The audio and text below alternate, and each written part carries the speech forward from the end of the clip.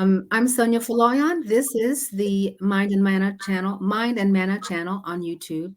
Here we talk about things regarding that are of interest to Black women because we centralize the voices of Black women here.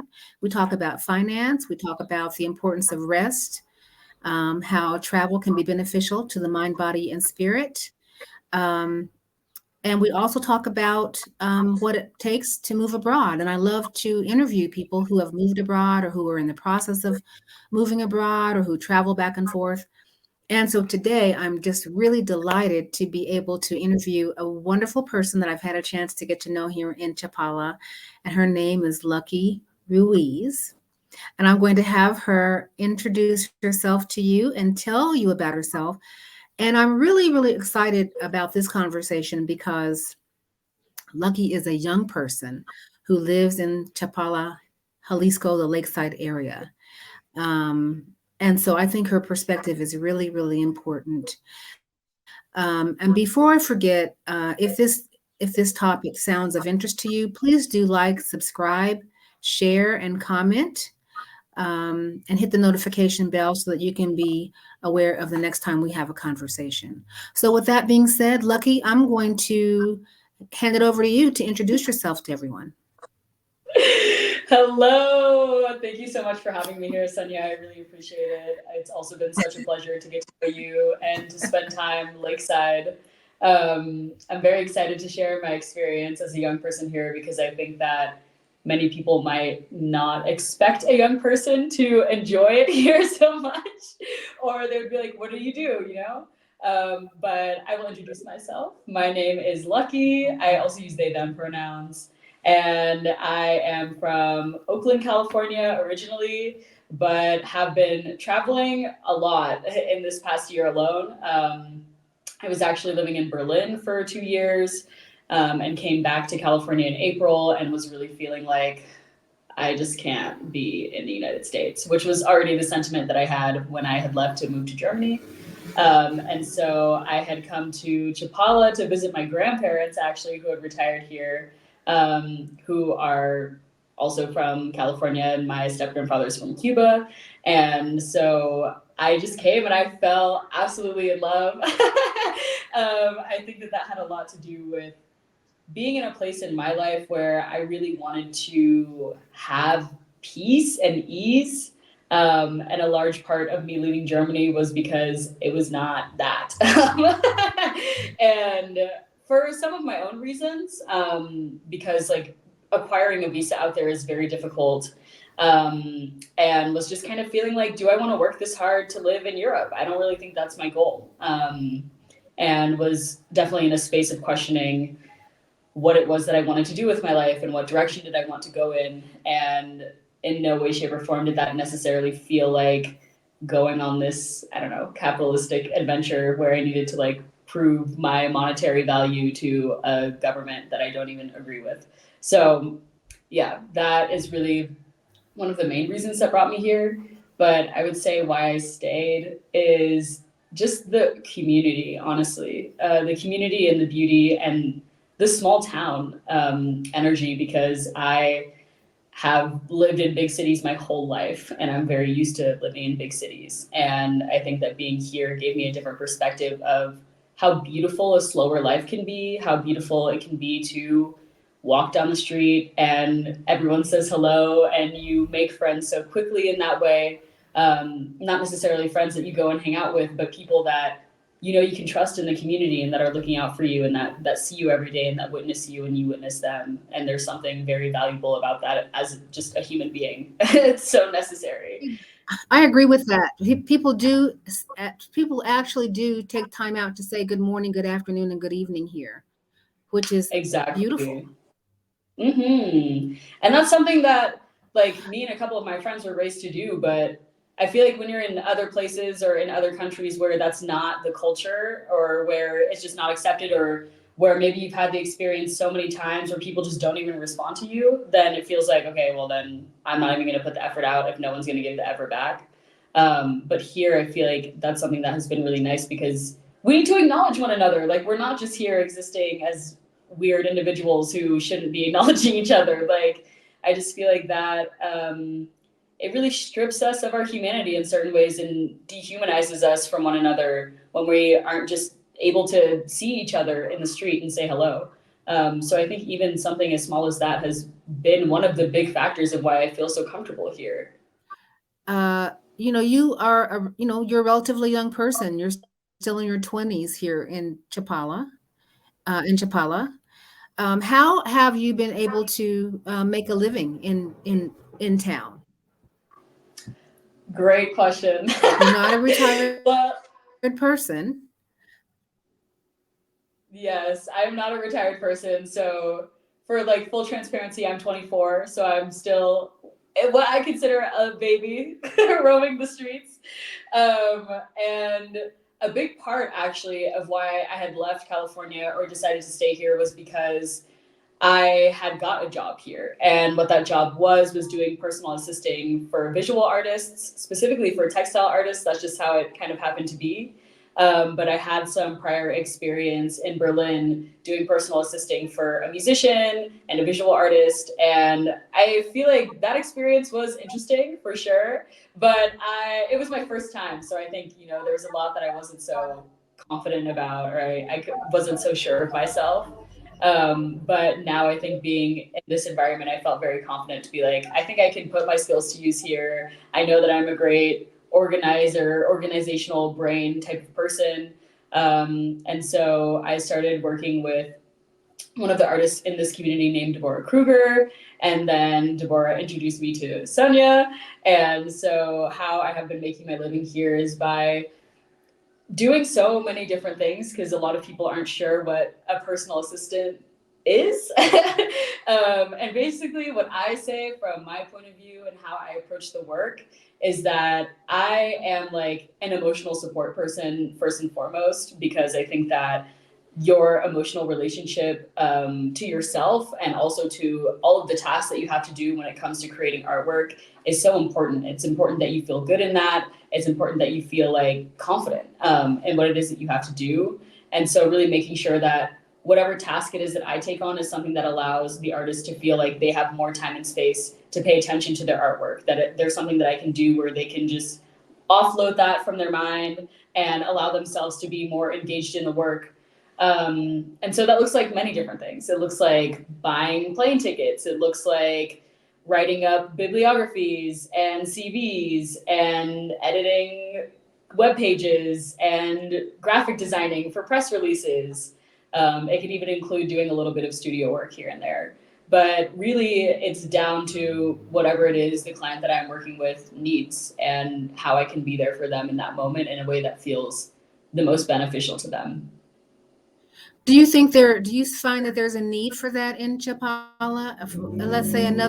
Let's say for young people wanting to come to the area and are not sure how they're going to sustain themselves without retirement income. What would you tell them? What would you suggest to them? I think that for what I do specifically, um, I mean, it's not only in a vacuum. I also have a large arts background. I was in performing arts school for majority of my life, from theater to creative writing, and then also a musician myself, a singer. And I would say that if you want to do personal assisting, maybe from more of an organizational standpoint, I think there's a lot of a necessity for that here. I mean, especially with older people, I think that it's just helpful in general. I mean, as a younger person, if I had an assistant, it would be helpful, you know? So I can imagine that for older communities, having someone who's there to help you organize or even make phone calls for you or help you pay bills or help you set a schedule for yourself is something that really anyone could use. And I think that especially here, there's a large market for it. I would say that when it comes to working for artists specifically, I think that you need to have a certain, not necessarily, but I think that it would be incredibly helpful to start with a certain idea about the art world itself, what it is that you're getting yourself into, already the kinds of layouts that you're dealing with, the types of Mhm. speech that you would use, for example, if you were applying for a grant, and things like that. I don't think that it's impossible to learn that if you don't have prior experience. I mean, I did, but um, I think that having a background in the arts specifically would be helpful, especially in this community, which is so full of artists. So I think that if you are someone who is someone who maybe doesn't want to work online, because I'm someone who does not like to work remotely necessarily. Like I like to have access to the people it is that I'm working with. I think that's really important that I can spend in person time with them, even if it's not all of the time, but at least having the access to like have that heart to heart moment that's in person is really important to me. So I would say that if other young people are interested in moving out here, just do it, and like the job that you want will come, because there's so much opportunity for you to also make whatever it is that you want to do a possibility here. I think that's something that's also really special to this area. What have you noticed in terms of the attitudes and the demeanor that people bring to this area? You're an incomer to the area, as I am. What do you notice about how people are relating to the culture that you would want to talk about? Mm, there's so much I want to talk about on that topic, honestly, because I feel like as as a mixed person, as a person of African diaspora, for me, my experience in going to other cultures, it's incredibly important to me that I'm engaging with the people of that culture, and that I'm not someone who's coming in and taking my privilege for granted, or just using my privilege to gain even more access and privilege to an area that would suffer on behalf of multiple people coming here and utilizing their privilege, which is what we're seeing, honestly. um, and I would say that it's really mixed. I think that, I mean, one of the most obvious observations that I made when I first came here was that there is an incredibly large white community, whether those are white people that are from the United States or white people that are from Canada. And I definitely in the beginning felt a little weary of making relationships, um, because I also had experienced most of the white people in Mhm. spaces with other white people and with other Canadians and with other Americans. And I didn't really know what their relationship was to people of the community beyond people that were their housekeepers or people that were working for them.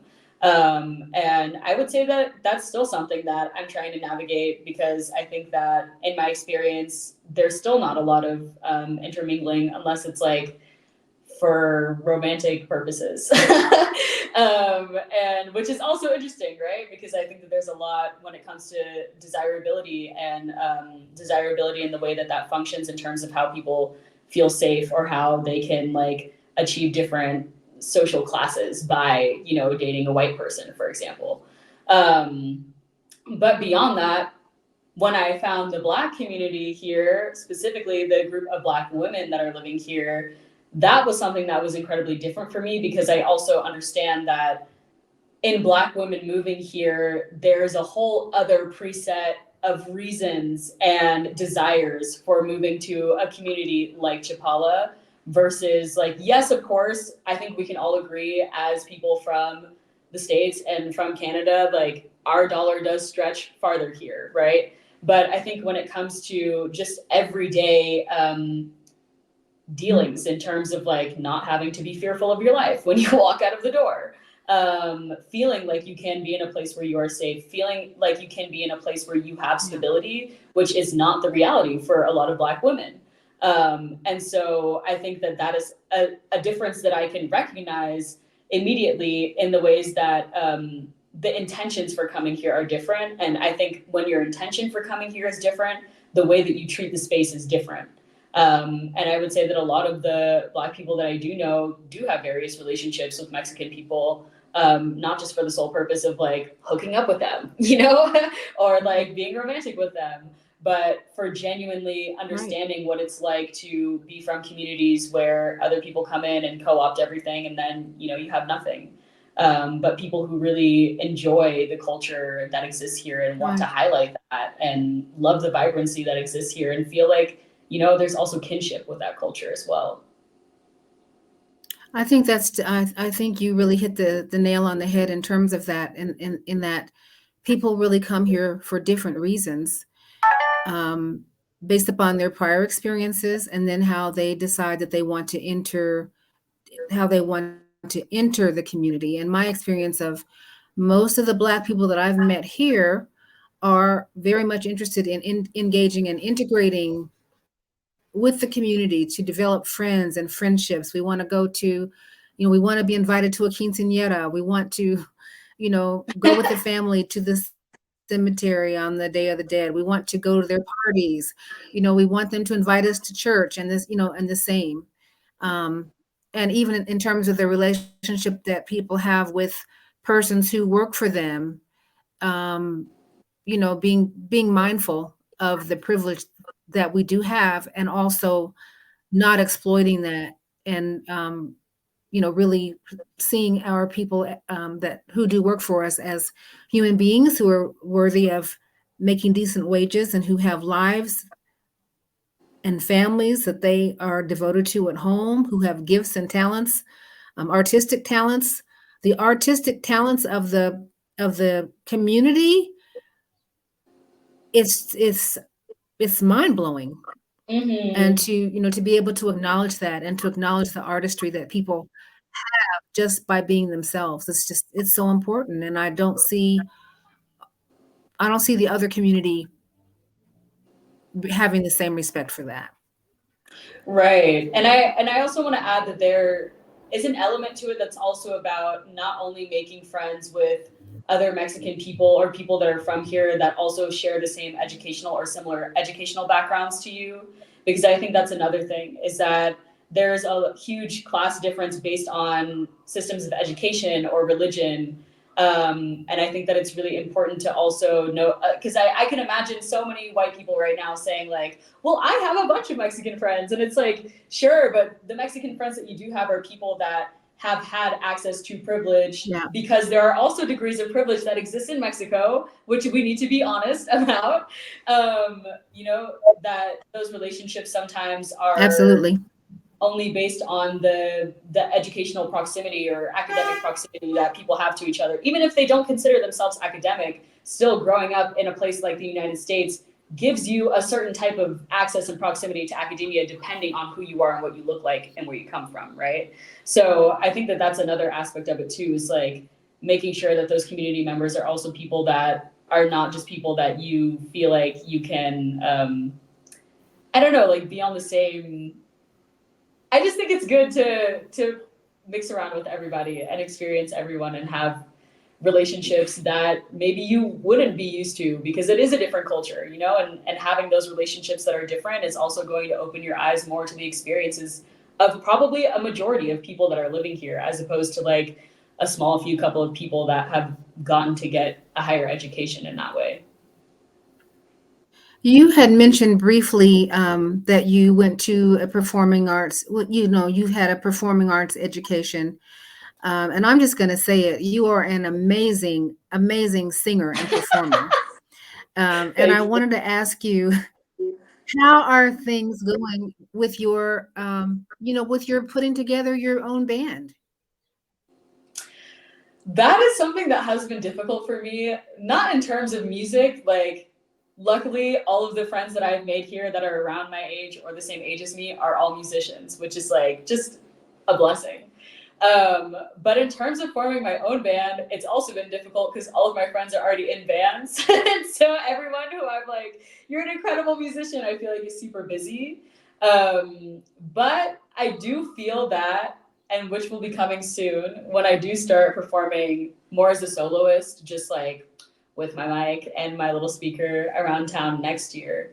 I think that that will open a lot more opportunities to meeting other musicians who are also Mexican and like from the community, because it's not, the difficulty is not that I can't find people that want to play with me. The difficulty is finding a community of people that I really feel like we bond with each other beyond just the fact that we can play music together. I think that, you know, it's beautiful that people do get together and do that. But for me, I mean, especially coming from an experience where I was in a band for 6 years, from 13 to 19 years old, with people who I really grew up with, who are really my family, I feel like the music is just better that way. And I think that also it's important for me to feel like I'm in community with the people that I'm playing with. And a lot of the offers that I have received have been like older white people, and I just don't want that. Just to be plain and simple, I just don't want that in terms of like what I'm looking for musically. And I would love to work with other Mexican artists or any other artists that are out here that are not white because I don't want to prioritize that in terms of my music, honestly. Mhm. Mhm. Makes perfect sense. Perfect sense. What would you say to what would you say to young people that are thinking about moving to this part of Mexico? What advice would you give them? Come hang out with me. That's the first thing I would say. Um, the second thing I would say more realistically is please come here, consider it. I mean, even just stay here for a little bit, and I can assure you that the magic of this town will just totally envelop you. I mean, as an artist, witnessing all of the different holidays that happen here has been so eye opening. And I think it's really nice to live in a community where there's so much festivities happening and excitement, and also tradition. And I can understand that that tradition also stems from colonialism. But at the same time, it is really fun. Like, I'm not gonna lie, it is super fun to, walk down the street and there's a fair happening. Or, like, for example, this week is the week celebrating San Andres. And so I've been going to, each plaza has their own little music that's happening, and dancing to some banda music and meeting so many different people. I feel like that's the one thing that you can assure yourself of is even if you're like, I don't see anyone who looks like me, I'm very nervous about that. I don't, I'm not used to being in intergenerational relationships. I think that they would honestly be surprised by how welcome they would be and how exciting intergenerational relationships can be as well. Because yes, I do have so many friends that are around my age, but also the older community that I have here has given me such fantastic examples of what it is like to be joyous in an older age. And I think that that's something that we all need to witness and see. And also intergenerational relationships to me are very important, because I mean, obviously our elders and people who are older than us can share all of the stories of the things that they've been through, and it feels so much less stressful moving into adulthood as a young person, knowing and understanding that pretty much everyone that you've seen has been through similar stuff and has survived it and is now living in this place where they get to live a life that feels good for them. And I think that that is something that on its own, beyond whether or not you make friends that are your age, is a really special thing to have, because not a lot of people have that. Not a lot of people get to spend a lot of time with older people. And I think that especially in this day and age where like we can be so divided, I think by like our access to technology or our access to education or, political ideologies, which for sure, like, we got to stand on that. But at the same time, I think that it is interesting to witness people that have gone through also so many different political things in their life. I mean, even now, thinking about being a young person who is witnessing the genocide of so many Palestinians on my cell phone, it's really making me reminiscent of the fact that, like, oh yeah, a lot of the older people in my life have not only witnessed this genocide, but multiple other genocides, and also like experienced the Vietnam War on television in a way that felt so new for them. And so understanding that even though I feel maybe like this is a new experience for my generation, it's actually not a new experience for us collectively, as a whole of people. And so I feel like also really just wanting to ask more older people, like, wow, what was it like to go through that, and what did it look like moving forward after that, and knowing that also so many, my family included, so many families were also affected deeply. And so it's not something that just stops, but I think that it's a good reminder that, okay, we have community even when we don't feel like it. And we have people that understand what's going on, even when we don't feel like it or feel isolated in that. So I would say that there's so much for young people to see and to experience. And I think that if you're open to having the experiences and you're open to talking to people and being out there and connecting with older people, connecting with younger people, then you will enjoy it just simply based on the serendipity of what you find. And I think you really have to be open to that. But I think if you're not open to that, then it will be more difficult for you, honestly.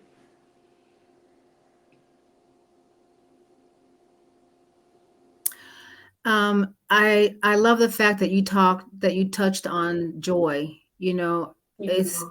it's for me, I love the fact that Black people here openly, outwardly, unashamedly express joy. Yes. And that is so important to see that people actually living their lives, um, coming here and starting new lives. Um, I've had so many people say, I've lived more in these last 48 hours than I have in the last 22 years. I mean, people say that all the time.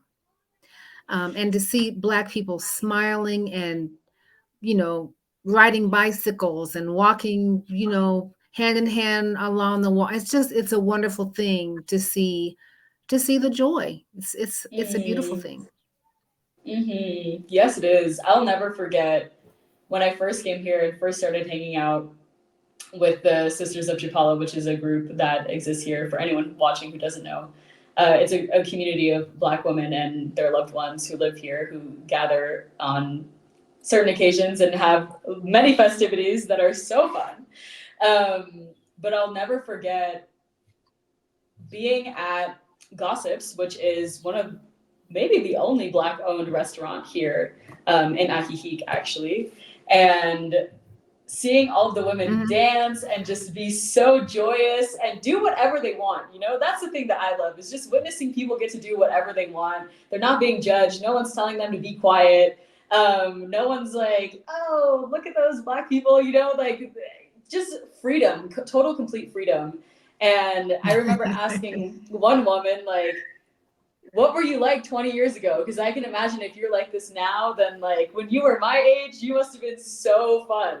And they were like, no, like this, me being this now is because I didn't have the opportunity to live this way before. And so I'm living this way now. And I think it's important to also put it out there that a lot of the women are single, and that's also something that I feel like is liberating for me to see, at least, because I think a lot of the narrative is like, especially for older generations, is like, oh, you have to be married. And, I think many of the women have done that.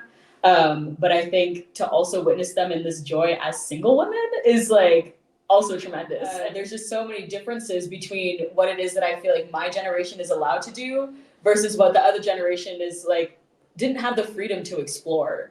And so I think that being able to witness that and witness them as single people, where I see them engaging in relationships that are so meaningful, that are communal relationships, that are those sisterhood relationships that they have with one another. Which is not to say everyone, because some people are married, but still, I see the significance of those relationships, and I feel that that brings me a lot of joy, because it also depicts that, like, even if you do go through monogamy or you do these things that you think you're supposed to do, like there always comes a point in life where you get to do where you want to do if you're fortunate enough to make it there. And I think that that is the number one thing that I've taken away from those experiences. Can you share a little bit about what your life is like here, Lakeside, as a queer person? Yes, kind of boring. Not boring in terms of like, I go out and have a great time and meet so many people that are awesome. But in terms of like queer life here, I mean, there's definitely gay and lesbian people for sure. But as a queer person, there's like a difference between being just a gay or a lesbian person and a queer person.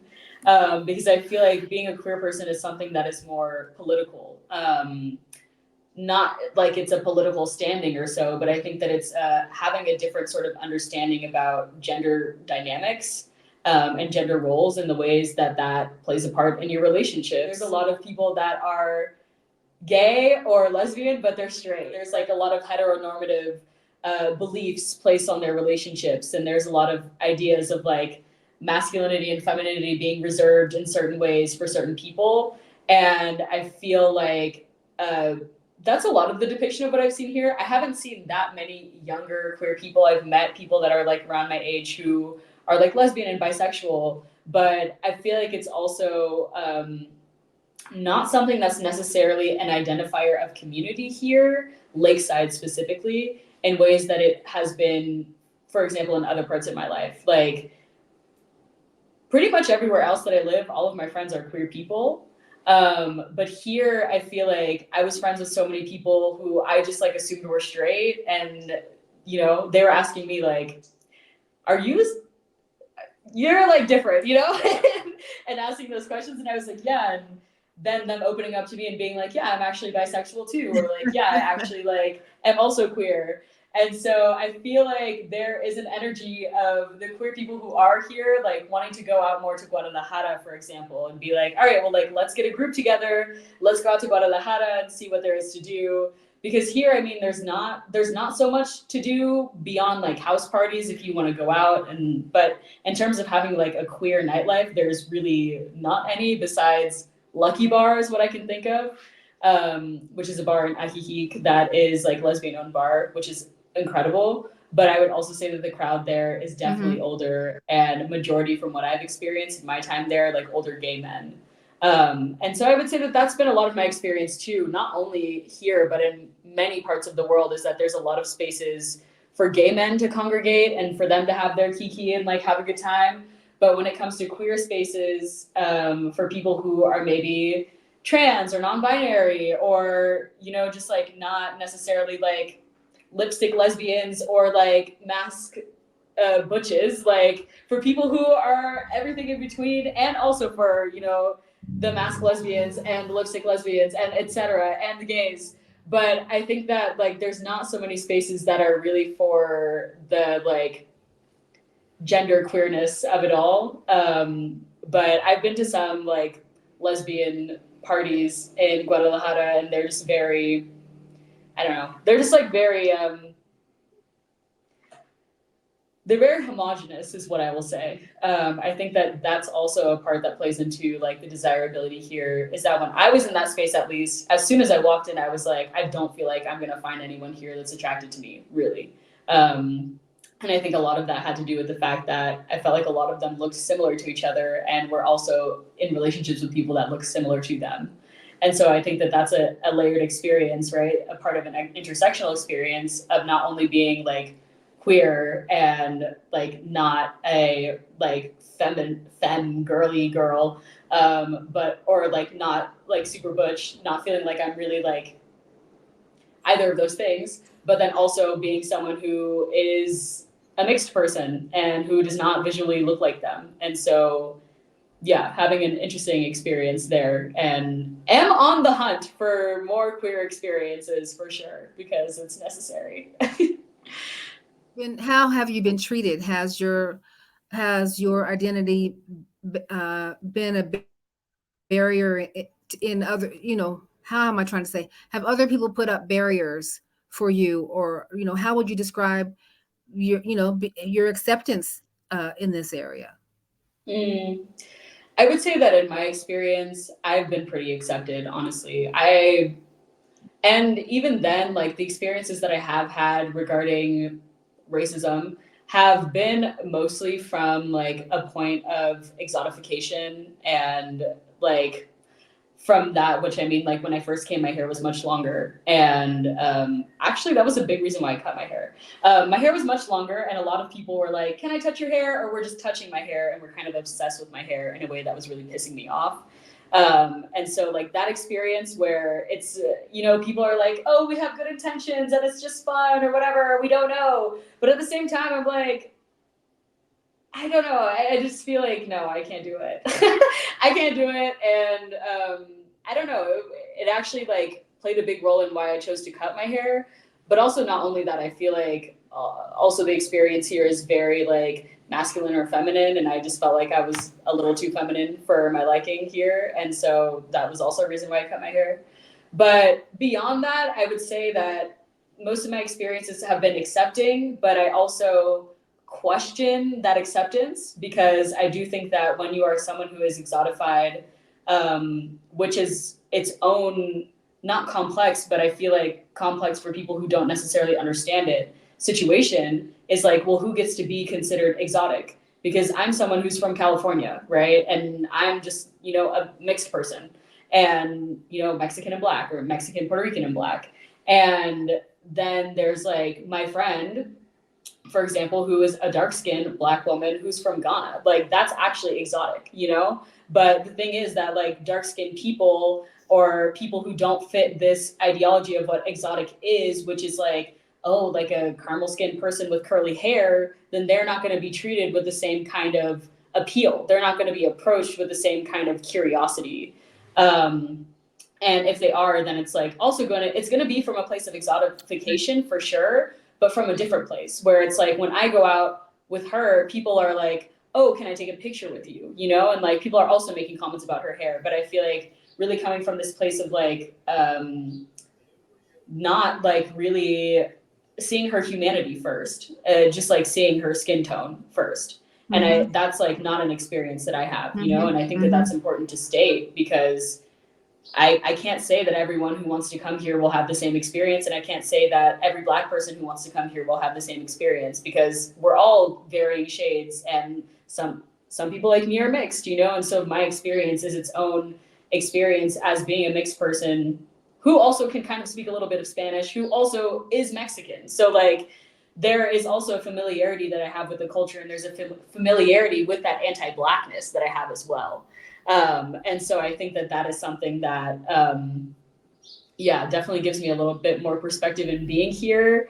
But it doesn't mean that it makes it any easier. And it doesn't mean that like just because people are coming with good intentions or just because people are friendly with me, that I don't have to question that still, that I don't have to interrogate that and like really see if people want to get to know me or if they just think I'm pretty and they just like want to play in my hair or, you know, like So you have found ways that you have adjusted and modified, and found ways to protect yourself from those microaggressions. Obviously. Definitely. I mean, I would say the number one thing that has made me feel like I can't even endure those microaggressions is knowing that there is a Black community here, is knowing that if there are times where I need to hang out with Black people, I have the opportunity to do so. But if I didn't have that, I would be losing my mind here. I'm not even gonna lie. I would be very mentally unwell. And in the beginning, I was kind of mentally unwell because I was processing all of these different factors and trying to understand, okay, what is the dynamics not only between me as an American person who's also a mixed person in this experience, but what is the relationship to race in Mexico, you know, in general? What does that relationship look like? What is the history of that? So that I can also understand what my place is in Hmm. this community better, so that I can understand the history and the ideology behind the racism that they are also expressing that they don't even think is racism, you know? And I think that that is also something that's difficult to Yes. grapple with is dealing with a community that has been so whitewashed, literally in terms of skin color and the history of mejorar la raza, of like bettering the race, that so many people here are whiter Mexicans. I'm talking about Mexicans. Um, that don't even understand the history of why they are white, Yes. that don't even understand the history of why they would have different privileges over other indigenous communities, and like maybe aren't even seeing their skin tone or their skin color as a reason for that. But it's something that I noticed for sure. And I think that a lot of Mexicans always want to just consider themselves all brown. But it's like, first of all, a lot of y'all are not even brown skinned. Like, so let's start there. You know, I think there's a lot of cognitive dissonance in the ways that they think about themselves versus like the actual history that they are living in and the actual responsibilities that they're carrying from the racist past of, you know, this country. Absolutely. Absolutely. There, I mean, there's, and you just talk about all. There are so many layers to the colonial history. In this land and other places, all the different threads that I think if you have any consciousness, you're processing those threads at any given time and trying to find, where you fit and where you find your peace within the midst of all of that. So yeah, Mm-hmm. yeah. Thank you for sharing all of that. Is there anything that you would like to share before we leave? Any thoughts that you have about this conversation that you want to share? Anything we haven't covered? Anything that's come up for you in the last few moments as a result of our conversation that you want to share? Yes, I just want to share immense gratitude for being in this space. I mean, I think that based on everything that I shared, some people might be like, "Are you really enjoying your time? That sounds like a really complicated space." But I think that anywhere in the world is going to be complicated because anti-blackness is pervasive and it is global, and we can't escape it. I make pesos and I also make dollars, but mainly I live off of pesos. And being in that experience and being able to still live such a beautiful full life, to be able to go to the market and still cook the food that I like to cook, or go to a restaurant if I want to go to a restaurant, to be able to go have a drink with my friends and to go be able to see live music, um, just to be able to actually have the time and space to live the life that I want, to be able to be quiet if I want to be quiet, to be loud if I want to be loud, to be in nature if I want to be in nature, to be in my home if I want to be in my home. Like, I think these are just all things that can seem so basic, but here it's like really a possibility in some ways. In other places in the world, it's just not. And so I just want to say, for anyone that is considering moving out here who's a young person, like, really just come and visit and sit with yourself, because I think that it's a place where, regardless of what else is happening outside, there will be so much happening inside of you, and really listen to what that feels like, because it will be a cultural difference that I think we can all benefit from, and having the experience of being in a small town, in a small community, of seeing different types of traditions, of even just walking out and seeing the lake, like, that's transformative enough. So I would say, just allow yourself to be transformed Mhm, by your own experience and be open to what that experience can be, mhm. because it's still beautiful, as difficult as it may be sometimes. It's still beautiful to even be able to experience the life, to come to an understanding of what's even going on around you, and to still be able to find joy even through all of that. And so I think that, yeah, that's the note that I want to leave on. I love Chapala. I'm really enjoying it here. And I am just also really grateful to my Mexican community. Shout out to them. Thank you for accepting me. Thank you for being in my life, and for really, I feel like, bringing me into a space of true companionship and, yeah, just deep compassion. I love you guys. Yeah. That's awesome. Awesome. Well, I guess I would conclude by saying, first of all, thank you for sharing your perspective. It's so important that we hear it. And I think what you said about our lives as Black people is complicated. We have to navigate, we're navigating so many things at any given time, um, globally. Anti Blackness is a global thing. I mean, there's no denying that. But I think what's important is for us to always find those places of peace that we can find for ourselves and for others, and to build community around those spaces. And that's what I Mm-hmm. think is happening in Chapala, and Lakeside and other places around the world. But this is certainly one of those places, where there is a modicum of safety and there's a modicum of support, and people are flourishing in ways that they did not flourish in other places. So I just thank you so much for being here, being an example of a flourishing flower that I just appreciate having a chance to know. Thank you. Thank you. So thank you so much, Lucky, and we will talk again the next time. Yes, thank you. Hey everyone, this is Lucky, and I wanted to provide a brief clarification on what I meant when I said come to Chapala. I think that people should come here to visit. Certainly, yes. If you have the means to travel, I will always encourage people to travel. Travel has been extremely significant in my life in terms of opening my perspectives and my worldview. However, when it comes to settling and living here in Mexico, I do not suggest that.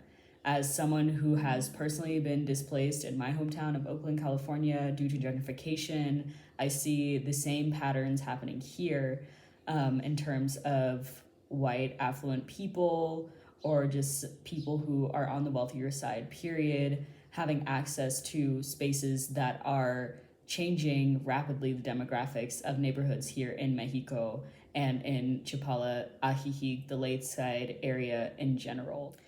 I also want to be clear that when I say wealthier people, I don't mean by any means rich people, although I'm sure there are rich people that are living here. What I mean by that is, again, what I previously had said in the video, people who are going to, because of their dollars that they carry, have a significantly different experience here than people that make solely pesos or just Mexican people that are living off of pesos, period. So, also to keep in mind that when I say wealthy, that is within the context of Mexico, that is within the context of living lakeside. Yes, my grandparents live here, and the grandparents that do live here are not my Mexican grandparents. I do not think they will be staying in Mexico, but also I am Mexican. And so being able to come to this area is a way for me to explore a part of my culture, right? And I think that that is something that I do not take lightly, because although I am also Mexican, I am a mixed Mexican person who is also American. And those identities are not something that do not come without privileges here. And that is something that's incredibly important to recognize. So I just wanted to leave you with that, because I didn't want to sound like I was encouraging more and more people, especially white people, to live here when that's actually not something I believe in or want to support or recommend. So thank you for watching, and thank you for listening to this clarification.